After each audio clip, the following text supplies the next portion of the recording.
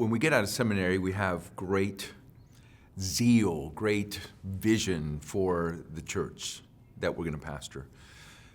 We have all these ideas that are going around in our heads, and it's kind of like a new parent. You know, my kid is going to be that perfect kid. They're the ones that are going to speak at 2 years of age. They're going to do everything right. And we get to a church, and we have this idealistic vision of what things are going to be like. And things can get pretty hard quickly. And so one of the things that I would encourage my brother pastors who are going in the ministry is that, who are married, is care for your wife.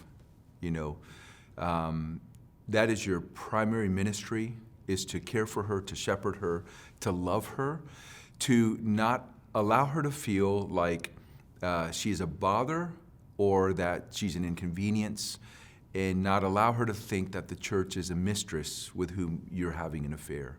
And so in order to do that, I think communication, conversation, helping her understand what the ministry is like in a manner that you don't burden her with the weight of the responsibilities of being a pastor, because she's not the pastor. You've been called to be a pastor.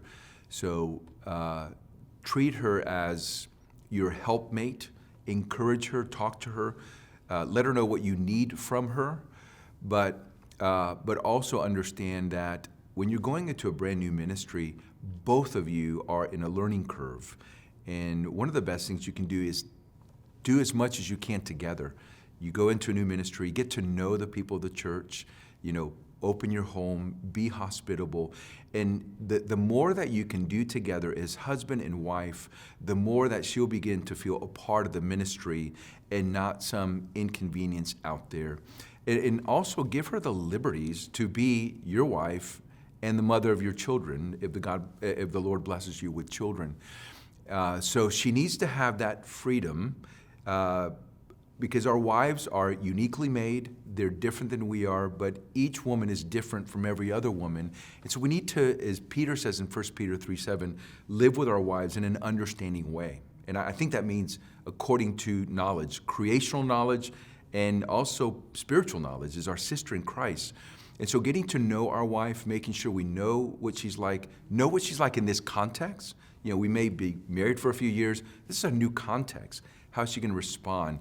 What are her fears in these contexts? So just getting to know her, living with her in an understanding way, affirming her so that she feels encouraged, she feels a part of the ministry, a part of the church, but also everyone's going to look to you. If you're the pastor, everyone's going to look to you. Everyone's going to want to get to know you, and you want her by your side. One of the things that I think is encouraging is to let the people know, even from the pulpit, you know, your love for your wife, how you honor your wife. You know, don't use your wife at her expense, you know, making jokes about your marriage or about women or things like that.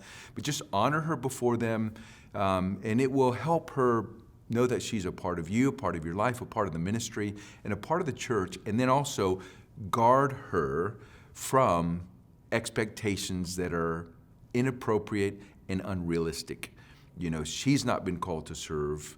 You have been called to serve, and she's been called to serve alongside of you as your helper and also as a mother of your children. So she needs to have the permission from you freely to just be a regular church member, and whatever that looks like for different church members, she can serve as a regular church member and not have the pressure of performance and filling in the gaps, you know, where people are presently not serving. She needs to have those freedoms. So really just care for your wife, study your wife, know your wife, honor your wife, and help her feel valued as a partner in ministry.